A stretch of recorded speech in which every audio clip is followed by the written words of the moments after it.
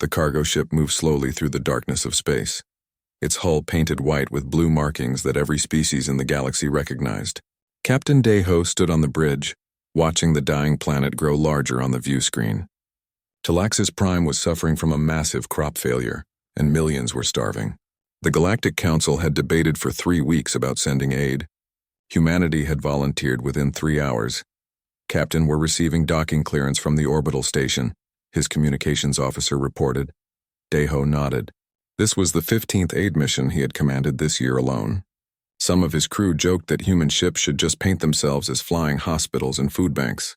He never laughed at those jokes. This was what humanity did. This was what they had always done since joining the galactic community 600 years ago. The year was 2847, and Earth had been part of the Galactic Council since 2247. In all that time, humanity had never started a war, never claimed territory by force, never refused a call for help. Other species admired them. Some pitied them. A few quietly mocked them. On the Council's flagship station, Ambassador Minji sat in the grand chamber where representatives from 47 star systems gathered to make decisions. Today's debate was about mining rights in the Helios sector. 3 species claimed the territory. Humanity also had a claim, based on first discovery, but as the argument grew heated, Minji simply raised her hand.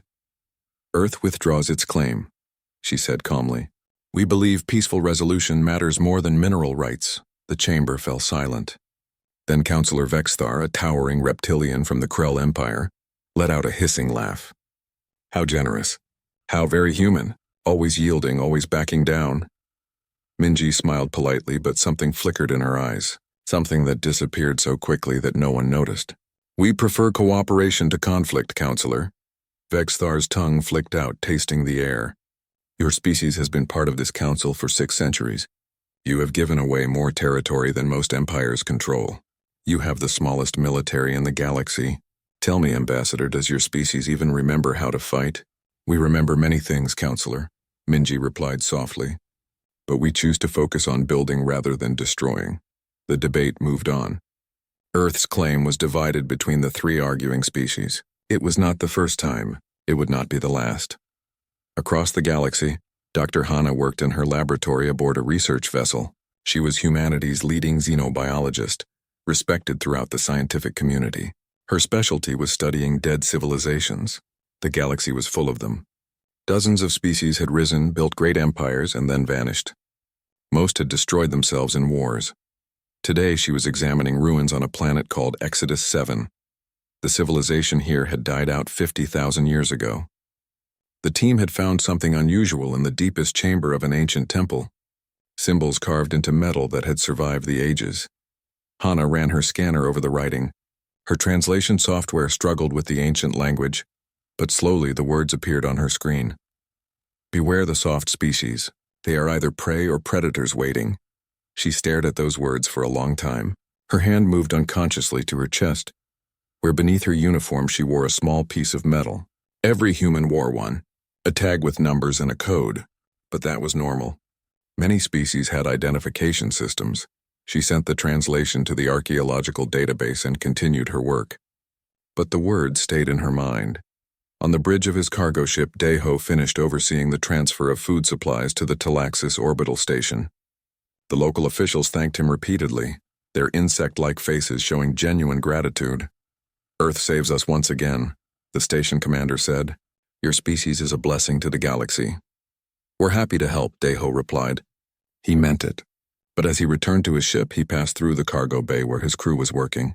One of them, a young woman named Yuna, was moving supply crates that weighed 300 kilograms. She lifted them easily without any mechanical assistance.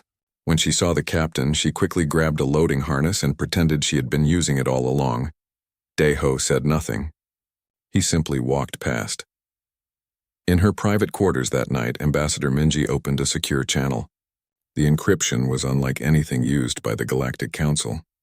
The technology was human, and it was far more advanced than anything the other species knew humans possessed. Report, a voice said. No image appeared. The communication was audio only. The Krell are becoming bolder, Minji said. Vexthar openly mocked us in the council today. Their military forces are moving toward the border colonies. I estimate they'll make their move within 6 months. Understood. Continue the protocol. Show no change in behavior. How much longer? Minji asked. The question came out more tired than she intended. There was a pause. The simulation is nearly complete. 600 years of data. We'll soon know everything we need to know about them. All of them. And if they attack before we're ready? We've been ready for 590 years, Ambassador. But we needed to see their true nature. We needed to be absolutely certain. The communication ended. Minji sat in the darkness of her quarters. She thought about her childhood on Earth, the training, the lessons, the truth that every human child learned but never spoke aloud to outsiders. Far away in the Sol system, Earth looked peaceful from space. Its cities glowed softly at night. Ships came and went, carrying diplomats and scientists and teachers to all corners of the galaxy. The moon hosted a small naval station with perhaps 50 vessels designed for peacekeeping and rescue operations. But high above the ecliptic plain, where no trade routes went and no sensors looked, something massive hung in the darkness. It had been there for 600 years, growing larger with each passing decade. Invisible to every scanning technology the galaxy possessed. Admiral Taman stood in its command center, watching displays that showed every human colony, every human ship, every human citizen scattered across the stars. 30 billion people all playing their parts, all waiting. The Krell fleets are mobilizing, his tactical officer reported, just as predicted. How long until they're in position? 4 months, Admiral. Taman nodded slowly. Then we'll finish our preparations. 600 years is long enough to study them. Time to show them who we really are. He looked at the display showing Earth, small and blue and seemingly helpless. 47 star systems thought they knew humanity. They were about to learn how wrong they had been. The galaxy slept peacefully that night, comfortable in its assumptions. But on 1,000 hidden installations, in secret bases on barren moons and inside hollowed asteroids, humanity prepared for the end of the longest deception in history. Commander Jiwan stood on the observation deck of the defense station orbiting New Sol, one of humanity's largest colony worlds. 3 million humans lived on the planet below. They had farms, schools, theaters, and parks. Children played in gardens that had taken decades to establish. It was a good place, a peaceful place. That peace ended at 600 hours. The alarm system screamed first. Then every sensor on the station lit up at once. Jiwan ran to the command center, her heart pounding. The main display showed what should have been impossible. 200 Krell warships had just emerged from hyperspace. Battle stations, Jiwan shouted. Get everyone to their positions now. Around her, the small crew of 45 scrambled to their posts. The defense station was never meant to fight a real war. It was designed to stop pirates and handle accidents. Humanity had never needed more than that. The galaxy was peaceful, except now it wasn't. On the planet's surface, Lieutenant Hyun was eating breakfast with his family when his communicator buzzed. He looked at the message and felt his blood go cold. His wife saw his face change. What's wrong? I have to go, he said, standing up quickly. Take the children to the shelter now. Hyun, what's happening? He kissed her forehead. Just go. Please, I love you. He ran outside and saw other soldiers running toward the military compound. Above them, the morning sky suddenly filled with streaks of light. Ships entering the atmosphere. Krell ships. In the command center of the Krell flagship, War Marshal Drogath watched the human colony with satisfaction. His intelligence reports had been clear. Humans had no real military. They had peacekeepers and rescue ships. They had never fought a war in living memory. Send the surrender demand, he ordered. The message was transmitted to every human facility in the system. It was simple and clear. Surrender immediately or be destroyed. The Krell expected a response within minutes. They expected fear and submission. Commander Jiwan read the demand and felt something strange happen inside her. A door opening in her mind, memories flooding back, training she had received as a child, skills she had practiced in secret, a truth she had always known but kept hidden. She opened a secure channel to New Sol's government center. Governor, this is Commander Jiwan. I'm activating Protocol Omega. There was a long pause. Then the governor's voice came back, steady and calm. Confirmed. Protocol Omega is active. Defend our home, Commander. Jiwan turned to her crew. She saw the same change happening in their eyes. The masks they had worn for so long were falling away. Send a response to the Krell, she said. Tell them no. The communications officer looked shocked. "Commander, they have 200 warships. We have 6 patrol boats in this station." I said no. "Send it," the message went out. On the Krell flagship, Drogath actually laughed when he received it. "Idiots, they think they can resist. Begin the bombardment. Show them what happens to species who forget their place." The Krell fleet opened fire. Weapons that could crack planets launched toward the defense station and the colony below. But G1 had not been idle. The station's defensive systems activated. Systems that the Krell had never seen before because humanity had never needed to use them. Energy shields flared to life, far stronger than they should have been. Point defense weapons tracked incoming missiles with impossible accuracy. 3 of the 6 human patrol boats positioned themselves between the planet and the Krell fleet.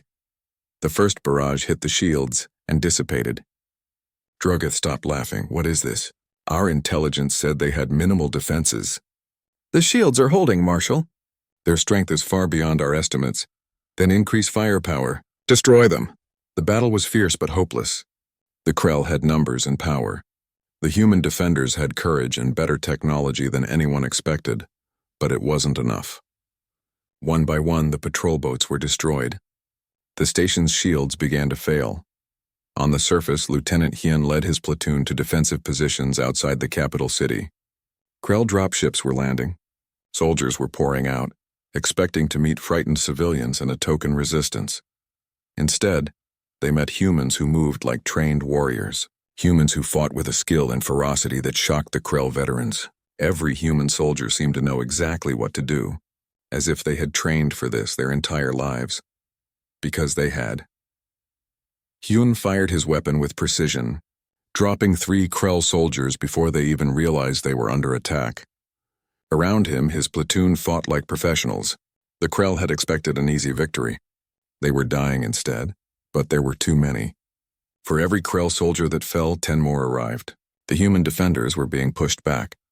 Across the galaxy, Captain Daeho received the emergency broadcast. His cargo ship was 3 days away from New Sol. He stared at the tactical display showing the Krell invasion. "All ships in range. This is Captain Daeho. We're heading to New Sol. Maximum speed." "Captain, we're a cargo vessel. We're not armed." "We can't fight a Krell battle fleet." Daeho turned to look at his crew. He saw understanding in their eyes. The pretending was over. "Get me a secure channel to Earth, Priority Alpha, and unlock the weapon systems." "Sir, we don't have unlock them now." Hidden panels in the cargo ship's hull slid open. Weapons emerged. Military-grade weapons that should never have been on a civilian vessel. The ship's engines, which had seemed ordinary, suddenly burned with power that tripled their speed. On the Galactic Council station, Ambassador Minji stood before the emergency session. 47 species had gathered to discuss the Krell invasion of human colonies. The debate had been going on for 6 hours. They discussed protocols, procedures, proper channels for complaints. Humans were dying while they talked. Bexthar spoke with false sympathy. Perhaps if humanity had maintained a proper military, instead of relying on the Council's goodwill, this tragedy could have been avoided. Other counselors murmured agreement. The message was clear. This was humanity's fault for being weak. Minji stood slowly. Every eye turned to her. She was not smiling anymore. The Galactic Council has 48 hours to evacuate all non-human personnel from the Sol system. The chamber erupted in confusion and laughter. Fexthar's hissing voice cut through the noise. "Is this a joke? You have no military. You have never fought a war. Your species doesn't even know how to—" 48 hours, Minji repeated. Her voice was cold now. "Earth has been notified. The response has been authorized." "Response? What response? You'll send more aid ships? More peace offerings?" Minji looked directly at Vexthar. For the first time in 600 years of human-Krell relations, she let him see the truth in her eyes. "No," she said quietly. "We're going to stop pretending." Across the galaxy, a signal went out. 3 simple words on every secure human channel. Every human in space received it. Every hidden installation picked it up. Every secret base and concealed fleet heard the message. Simulation complete, unleashing. On New Sol, Commander Ji-won smiled grimly as she read those words. The station was falling apart around her. The shields were gone. The hull was breached. But it didn't matter anymore. Help was coming, and the Krell were about to learn what humanity really was. The transmission reached every corner of the galaxy simultaneously. 3 words that changed everything. Simulation complete. Unleashing. On the Galactic Council station, alarms began screaming. Sensor technicians stared at their displays in confusion and growing fear. The Sol system, which had always shown modest activity, suddenly blazed with energy signatures. "What's happening?" a counselor demanded. "I don't know, sir." The entire human star system just lit up. Massive power sources appearing everywhere. Thousands of them. Dr. Hana was in her laboratory when the message came through. She stopped her work and closed her eyes. Finally, 600 years of hiding. 600 years of pretending to be something they weren't. She felt the weight lift from her shoulders. She opened a sealed locker in her quarters that she had carried for 20 years but never opened. Inside was a uniform. Military. Black and gray with insignia that marked her as a commander in Earth's Strategic Intelligence Division. She had earned that rank before she was 20 years old. Before she became a civilian scientist and went to study aliens, every human in the galaxy was opening similar lockers, revealing similar truths. On Captain Deho's ship, the crew was no longer pretending. The cargo vessel had transformed. Hidden armor plating had deployed. Weapon systems were fully active. The bridge crew worked with military precision because that's what they were, what they had always been. "Captain, we're detecting massive hyperspace signatures emerging from the Sol system," his tactical officer reported. "Thousands of ships." "Show me." The display lit up with contacts. So many contacts. Dreadnoughts the size of cities. Carrier groups that could hold 1,000 fighters each. Destroyers that moved with impossible speed. It was a fleet that could conquer the galaxy. And it had been hiding in Earth's system the entire time. Deho thought back to his childhood. Every human child learned the truth at age 7. They were told about the Great Deception, how humanity had decided 600 years ago when they first met alien life, that they needed to understand the galaxy before revealing their true nature. So they had split their civilization in 2, the diplomatic humans who went out into the galaxy, who smiled and helped and never fought, and the true humans who stayed hidden, who built and trained and prepared. Every diplomatic human had been both. Peaceful in public, warriors in private. War Marshal Drogath watched his sensors with growing confusion. "What am I looking at?" "Unknown signatures, Marshal. Hundreds of ships emerging from hyperspace. They're human vessels, but our database has no record of these designs." "That's impossible. We know every ship humanity possesses. We've tracked their construction for 6 centuries. Sir, they're heading directly for New Sol. Arrival time, 18 hours. 18 hours. That's impossible. That journey takes 3 days minimum." But the sensors didn't lie. The human fleet was moving at speeds that shouldn't be possible, using technology that the Krell thought they themselves had pioneered. On Earth, Admiral Taman stood in the command center that humanity had built in secret. It was buried deep beneath the surface of Mars, hidden behind stealth fields that had taken 200 years to perfect. Around him, holographic displays showed every human ship, every colony, every citizen. "All fleets report ready, Admiral." "Then let's end this game. Dispatch the first fleet to New Sol. Send the second fleet to establish a perimeter around Krell space. Third fleet maintains position at Earth. And send a message to the Krell High Command." "What should it say, sir?" "Tell them we accept their declaration of war. Tell them they have 24 hours to withdraw all forces from human space. After that, we will demonstrate what happens when you attack humanity." The message was sent. The Krell High Command received it and immediately tried to trace its origin, but the signal was encrypted with technology they had never seen, bounced through relay stations that didn't exist on any map. In the council chamber, the representatives were panicking.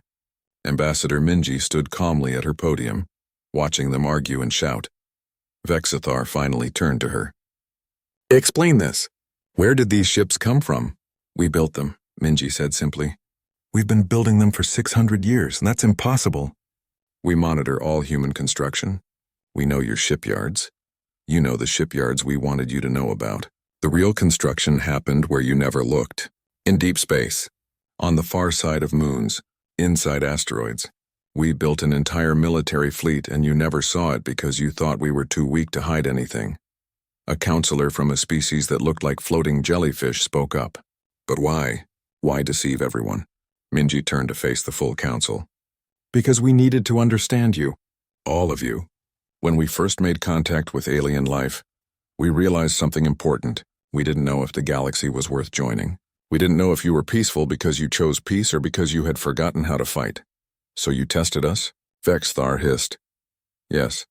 For 600 years we presented ourselves as the weakest species in the galaxy. We gave away territory. We backed down from conflicts. We asked for nothing and gave everything, and we watched how you reacted. This is an outrage, is it? Your empire has been planning to invade human space for 5 years. We have the communications, the military buildup, the intelligence assessments that said humans would surrender without a fight. You thought we were prey, Counselor. You were wrong. Dr. Hana watched the council broadcast from her ship. She thought about the ruins she had studied. That warning carved in stone 50,000 years ago. Beware the soft species. They are either prey or predators waiting. The ancient civilization had understood. They had seen species like humanity before. Species that could hide their true nature until the moment they chose to reveal it. Her communicator buzzed. New orders. Her research vessel was being reassigned. She was no longer a scientist. She was Commander Hana of Strategic Intelligence, and her mission was to analyze Krell military tactics and find weaknesses. She smiled. Finally, she could use all of her training. On New Sol, Commander Jiwan held the defense station together through sheer will. The Krell were boarding now, fighting in the corridors. Her crew was down to 15 people, all wounded. Lieutenant Hyun was on the surface, surrounded by Krell soldiers. His platoon had been pushed back to the capital city. They were out of ammunition, using captured Krell weapons and whatever they could find. Then the sky changed. Ships emerged from hyperspace directly above. New Sol. Not hundreds, thousands. The Krell fleet that had seemed so massive suddenly looked small. A human dreadnought 10 kilometers long positioned itself between the planet and the Krell forces. A voice broadcast on all frequencies. This is Admiral Taemin of the Earth Defense Fleet. All Krell forces have 30 seconds to cease fire and prepare for surrender. This is your only warning, Drogath stared at the display. They're bluffing. All ships continue the assault. The human fleet opened fire. It wasn't a battle. It was an execution. Weapons that the Krell had never seen tore through their shields like paper. Human fighters moved with speed and precision that seemed impossible. Every shot hit its target. Every tactic was perfectly executed. The Krell had fought wars for 1,000 years. They had conquered dozens of species. They were experienced, deadly, and confident. None of it mattered. Within 20 minutes, half the Krell fleet was destroyed. The survivors tried to flee. Human destroyers hunted them down. Not one escaped. On the defense station, Jiwan watched Krell soldiers suddenly retreat in panic, running back to their ships. Ships that were being systematically destroyed by the human fleet above. Lieutenant Hyun saw Krell drop ships lifting off, abandoning their ground forces. The soldiers on the surface realized they were trapped. They tried to surrender. Human Marines landed. Real military forces with equipment and training that made the Krell veterans look like children. They secured the city in hours. Captain Daeho arrived just as the battle ended. He watched human ships moving through space with deadly grace. He felt proud and tired. 600 years of pretending was over. The galaxy would never look at humanity the same way again. The first fleet hung in space above New Sol like avenging angels. Admiral Taemin watched the last Krell ship explode on his tactical display. The invasion force that had seemed unstoppable was now debris floating among the stars. Casualty report, he ordered. 43 humans killed on New Sol, 117 wounded. The defense station is damaged but salvageable. Commander Jiwan and her crew survived. Taemin nodded. Every loss hurt, but the outcome could have been so much worse. And now it was humanity's turn to act. Send a message to the Krell High Command. Tell them we are coming for our people. Tell them we want the body of every human who died, returned with honor. And tell them they have 12 hours to begin withdrawing from all border territories. And if they refuse, Admiral, then we'll teach them what human warfare really looks like. On his cargo ship, Captain Daeho was receiving new orders. His vessel, which the galaxy had known as a peaceful supply transport, was now designated as a destroyer escort. His crew had dropped the diplomatic pretense entirely. They moved with military efficiency, speaking in tactical shorthand they had learned as children but never used in public. Captain, we're being assigned to Battle Group 7. Mission is to secure the Helios sector. Daeho smiled. The Helios sector, the mining territory that Ambassador Minji had given away just weeks ago. Apparently, Earth wanted it back, set course, and activate full weapon systems. No more hiding. The transformation was happening across the galaxy. Every human ship was revealing its true purpose. Cargo vessels became destroyers. Science ships activated military-grade sensors. Even the hospital ships, which really did save lives and heal the sick, turned out to have defensive systems that could stop a small fleet. War Marshal Drogath stood in the ruins of his flagship's command center. Half his crew was dead, his fleet was destroyed, and now he had to explain to the Krell High Command how he had failed so completely. They were supposed to be weak, he said to no one in particular. 600 years of intelligence data. All of it said they were peaceful, helpless. How did we miss this? His surviving tactical officer spoke quietly. Perhaps that was the point, Marshal. Perhaps they wanted us to think they were weak. The communication from Admiral Taemin arrived. Drogath read it 3 times, unable to believe what he was seeing. The humans were demanding their dead be returned. They were demanding territory. They were giving orders to the Krell Empire as if they had the right. Send this to High Command, Drogath said, and tell them we need reinforcements immediately. But reinforcements wouldn't come in time.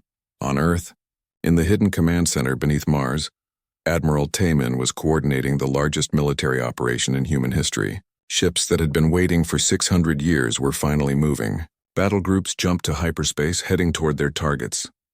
Second Fleet is in position around Krell Space, Admiral. No ships are getting in or out without our knowledge.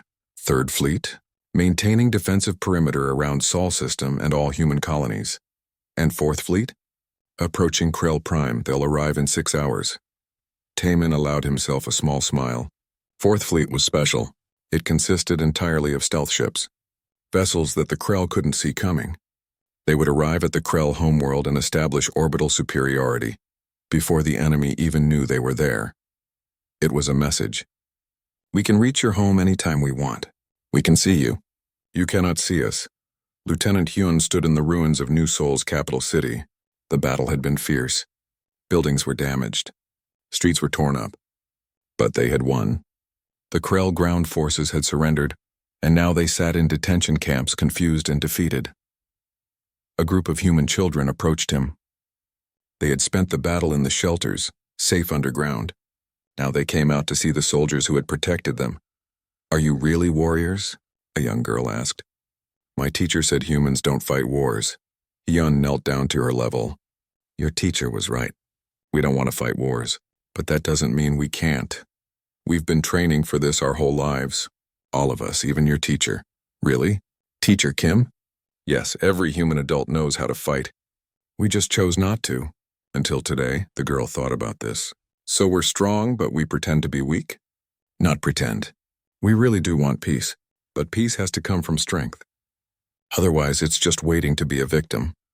Commander Jiwon supervised repairs on the defense station. Human engineering teams had arrived, bringing equipment and supplies. What would have taken months to fix could be done in weeks. A Krell prisoner was brought to her. A captain from one of their destroyers. He looked at Jiwon with confusion and something like fear. You fought well, he said through a translator. Better than any species we've encountered. How long have you been training? All my life, Jiwon replied.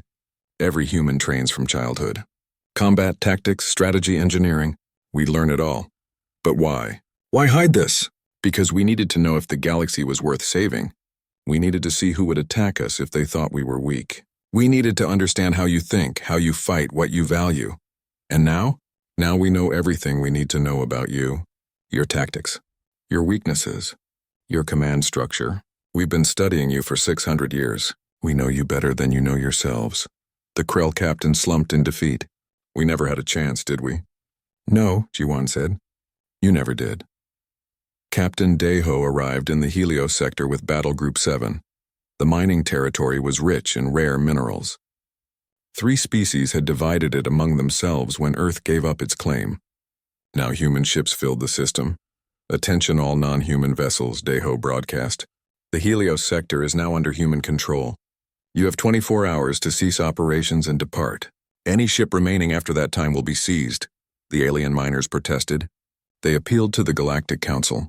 They demanded to know by what right humanity claimed the territory. Daeho's response was simple. by right of first discovery, by right of our previous claim which we voluntarily surrendered, and by right of being able to enforce our will. Leave now or lose your ships. They left. Across the galaxy, the same scene played out in dozens of systems. Territory that humanity had given away over 6 centuries was being reclaimed.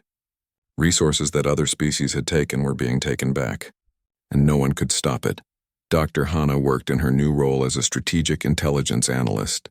She reviewed 600 years of data on Krell military operations. Patterns emerged, weaknesses, predictable responses to specific situations. She compiled her findings and sent them to the fleet commanders. Within hours, human forces were exploiting those weaknesses. Krell defense positions that should have been strong crumbled quickly. Supply lines were cut with surgical precision. Command and control networks were disrupted. The Krell Empire was learning what happened when you fought an enemy who had spent 6 centuries studying you. On the Krell homeworld, alarms suddenly blazed. Ships were appearing on sensors. Human ships, dozens of them. Above their most important planet, the Krell High Command panicked. They scrambled their defense fleet. But the human ships just hung there in orbit, waiting, watching. Admiral Tayman's message arrived.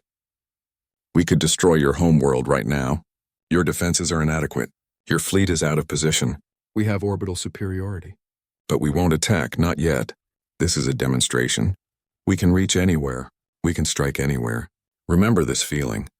Remember how helpless you are. That's how our colonies felt when you attacked them. The human fleet waited for 1 hour. Then they jumped away, vanishing as suddenly as they had appeared. The message was clear. The Krell were at humanity's mercy, and mercy was all that stood between them and destruction. In the Galactic Council chamber, species that had taken advantage of human generosity for 6 centuries now faced a very different humanity. Ambassador Minji stood before them, no longer smiling, no longer yielding. The era of human weakness is over, she said. We gave you 6 centuries to build a just galaxy. You failed. Now we'll show you how it's done. 6 weeks after the invasion of New Sol, the war was over, not because of negotiations or diplomacy, but because the Krell Empire simply couldn't continue fighting. Half their fleet was destroyed. Their supply lines were cut. Human ships controlled the space around their most important worlds. Every time they tried to mount an offensive, human forces were already waiting, as if they knew exactly what the Krell would do before they did it. Because they did. War Marshal Drogath, stripped of his rank and position, sat in a detention facility on a human ship. He had one question that haunted him every day. How did you know? He asked Captain Deho during an interrogation. Every move we made, you were already prepared. Every tactic we tried, you had a counter. It was like fighting an enemy who could read our minds. Deho leaned back in his chair. We studied you for 600 years. We watched every military exercise your fleet conducted. We analyzed every war game, every training scenario, every tactical doctrine. We had anthropologists living among your people, learning how you think. We knew you better than you knew yourselves. All that time you were preparing to fight us? Not just you, everyone. We prepared to fight every species in the galaxy if necessary. We hoped it wouldn't be necessary. But hope isn't a strategy. Drogath closed his eyes. Your species is terrifying. No, Deho said quietly. We're practical. There's a difference. In the Galactic Council chamber, the emergency session had been going on for 3 days. Representatives from 47 species argued about what to do about humanity. Some wanted sanctions. Some wanted to form an alliance against Earth. Some simply wanted to surrender and hope for mercy. Ambassador Minji let them talk. She sat at the human delegation's table, watching and waiting. Finally, when the arguments had gone in circles for hours, she stood. The chamber fell silent. You're asking the wrong questions, she said. You're trying to figure out how to handle humanity. How to contain us. How to make us go back to being what you thought we were. But that's not possible. We were never what you thought. We were always this. You just didn't see it. Vexithar, who had lost his position in the Krell government but still held his council seat, hissed angrily. You deceived us all. For 600 years you lied about who and what you are. We never lied, Minji replied. We simply didn't tell you everything. Just like you don't tell us everything. The difference is we were better at keeping secrets. What do you want? A counselor demanded. Territory? Resources? Tribute? We want what we've always wanted, peace, but real peace, not the illusion you've been maintaining. This council has been corrupt for centuries. Stronger species bully weaker ones. Pirates operate freely. Slavery exists in border systems. The council discusses these problems and does nothing. We follow proper procedures. Your procedures are worthless. While you debate for months, people die. So here's what's going to happen. Humanity is proposing a new galactic charter, one with actual enforcement, one with consequences for aggression, one that protects weak species instead of abandoning them. And if we refuse? Minji smiled, but there was no warmth in it. Then we'll enforce it anyway. With or without your blessing. We have the ships. We have the technology. We have the will. The only question is whether you want to be part of building something better, or if you want to be irrelevant. The chamber erupted in outrage, but beneath the anger there was fear. Because everyone in that room knew she wasn't bluffing. On Earth, Admiral Taman met with the Council of Directors. These were the people who had planned the Great Deception 600 years ago. They're descendants now, but carrying on the same mission. The simulation is complete, Taman reported. We have comprehensive data on every major species. We know their military capabilities, their political structures, their cultural values, their weaknesses.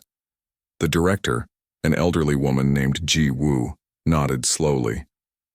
And your assessment? The galaxy is salvageable. Most species are not aggressive by nature. They've just become complacent. The Krell were an aberration, not the norm. With proper guidance and enforcement, we can build something worth protecting. Worth the 600 years we spent hiding? Taman thought about the humans who had died on New Sol, about the generations who had lived double lives, always hiding their true nature, about the enormous sacrifice of pretending to be weak when you were strong. Yes, he said finally, it was worth it. Because now we know, now we're certain, the galaxy doesn't need to be conquered. It needs to be protected, and we're the only ones who can do it. Commander G1 returned to New Sol as the colony began rebuilding. The battle damage was being repaired quickly. Human engineering teams worked alongside alien contractors who had rushed to offer their services. Everyone wanted to be on humanity's good side now. Lieutenant Hyun found her supervising the reconstruction of the defense station. Commander, I've been offered a teaching position at the military academy on Earth. Will you take it? I don't know. Part of me wants to go back to how things were, pretending to be peaceful, not having to think about war. G1 understood. We can never go back. The galaxy knows what we are now, but that doesn't mean we have to become monsters. We can still choose peace. We're just choosing it from a position of strength instead of weakness, and is that better? I think so. Real peace comes from mutual respect, not mutual ignorance. Dr. Hana published her findings on the ancient precursor civilization. The warning they had left was now understood in context. Beware the soft species didn't mean beware of prey. It meant beware of predators smart enough to hide their teeth. She included a note at the end of her paper. Humanity was not the first species to do this. We won't be the last. Intelligence combined with patience is the ultimate survival strategy. We survived by understanding before acting. Other species could learn from this. The paper became required reading at every major university in the galaxy. Captain Daeho was reassigned to diplomatic duties. The irony wasn't lost on him. But now when he entered a room, other species listened. When he made requests, they were granted. When he suggested solutions, they were implemented. Fear, he realized, could be a tool for peace just as much as kindness. As long as you never used it unnecessarily. 3 months after the war ended, the new Galactic Charter was signed. Not every species joined immediately, but enough did. And the ones who didn't found themselves isolated, cut off from trade routes that human ships now controlled. The charter included rules that actually meant something. Aggression against peaceful species would be met with military force. Piracy would be hunted down and eliminated. Slavery was banned throughout council space, with enforcement teams ready to act. Humanity provided most of those enforcement teams. Ambassador, Minji stood before the council one last time before rotating back to Earth. Some of you think we're tyrants now, that we've traded one form of control for another. But consider this. For 600 years you thought we were weak and you treated us with kindness and respect. Not because you feared us, but because that's who you chose to be. That goodness was real. We saw it, we documented it. That's why we're still here working with you instead of ruling over you. But you could rule over us, Vexthar said. It wasn't an accusation. It was a statement of fact. Yes, we could, but we won't. Because we learned something during our simulation. Most species are good. Most want peace. They just need someone strong enough to protect that peace. That's what we're offering. Not domination, protection. And if we abuse that protection, then we'll stop protecting you. It's that simple. The council session ended. Minji walked out of the chamber and found Captain Deho waiting for her. Ready to go home? He asked. More than ready. 600 years is a long time to wear a mask. They walked through the station together, past aliens who watched them with a mixture of respect and fear. A group of human children ran past, laughing and playing. They were colony kids born off Earth who had grown up learning the same double life every human lived, but maybe their children wouldn't have to. Maybe the next generation could just be themselves. 1 year after the war, a new species made first contact with the galaxy. They were peaceful, curious, technologically advanced. The Galactic Council welcomed them with the usual ceremonies. Captain Deho was assigned as their first contact liaison. He met them with a genuine smile, offering friendship and guidance. The aliens were relieved. They had worried about joining such a large galactic community. You'll find most species here are good people, Deho assured them. The galaxy is a safe place. We make sure of that. As he spoke, 3 human destroyers moved silently through the darkness beyond the system, invisible to all sensors, watching, waiting, ready. The new species would never know they were there. Just like the rest of the galaxy hadn't known about humanity's true strength for 600 years, but they were there. Always watching, always ready. Admiral Taman's final log entry summed it up perfectly. We gave the galaxy 600 years to prove it could govern itself with wisdom and justice. It failed that test. Not completely, not irredeemably, but enough that we knew we had to act. So now we teach a different lesson. Peace is not the absence of strength. Peace is strength under control. We are that strength. We will maintain that control.